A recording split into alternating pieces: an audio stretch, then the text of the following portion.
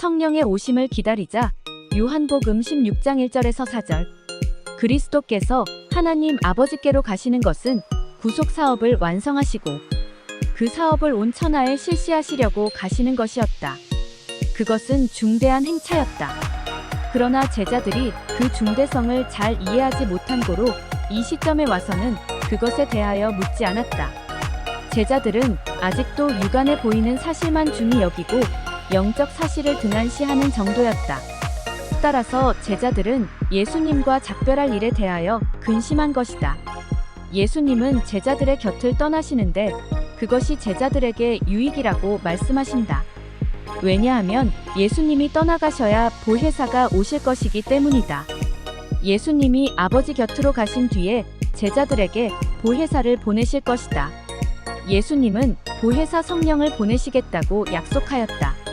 그리스도의 속죄 사업과 성령의 강림하심은 구원 경륜의 성질상 서로 밀접히 관계되어 있다.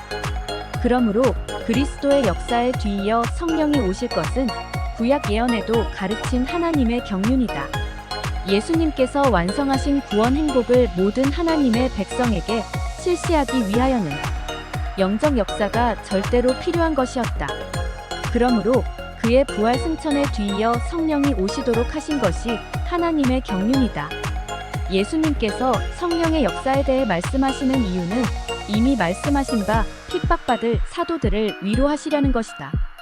그들이 핍박받을 때에 그들 홀로 있는 것이 아니고 성령께서 그들과 함께 하여 주시며 핍박자들을 설복시킨다는 것이다. 예수님께서 약속하신 성령이 오셔서 제자들을 진리 가운데도 인도하실 것이다. 진리는 예수님이고 하나님의 말씀이다. 즉 성령은 제자들을 예수님께로 인도하고 예수님과 함께 살아가게 하신다. 성령을 하나님의 말씀을 더 잘 믿게 하신다. 성령은 예수님을 통한 하나님의 뜻을 제자들에게 알려주실 것이다. 성령은 말씀의 영이고 믿음의 영이다. 그리고 진리의 영이다. 신약 시대에 와서는 신앙이 진실한 자가 영적으로 주님을 볼 수 있다. 그것은 주로 하나님의 말씀을 깨닫는 것으로 구체화된다. 그때의 신자의 심령 속에 진리를 깨달음과 함께 기쁨이 생긴다. 그리스도의 이름으로 기도하면 진리를 깨닫는다. 그때의 기쁨이 충만하여진다. 십자가에서 죽으시는 예수님의 순환은 제자들에게도 해산하는 수고와 같은 어려움이었다. 그러나 예수님이 다시 사시어 승천하신 뒤에 성령님께서 오심은 아이가 새로 탄생한 것과 같은 기쁨이다. 기도문이 열리도록 간구하라. 요한복음 16장 23절에서 24절. 우리가 기도하기를 원하지만 왠지 가슴이 답답하고 기도의 시작이 잘 안 될 때는 어떻게 해야 할 것인가? 그럴 때는 주 예수님의 이름을 반복적으로 불러보거나 주기도문을 고요히 외우는 일을 반복하면 기도의 문이 열린다. 그렇지 않으면 십자를 의지하여 회개의 찬송을 부르며 자신의 죄를 자복하면 기도의 문이 열려진다. 그리고 더욱 주님을 의지하고 이렇게 기도를 시도해보자. 하나님 아버지, 저에게 기도하고 싶은 마음을 허락해 주소서. 기도의 문을 열어주소서. 제가 기도할 수 있도록 특별히 도와주소서. 특히 하나님의 말씀의 약속을 붙잡고 간구하는 심령을 부어달라고 간절히 요청하자. 그렇게 기도를 계속 시도하다 보면 자비하신 하나님은 죄를 깨닫게 하시고 기도의 문을 활짝 열어주실 것이다.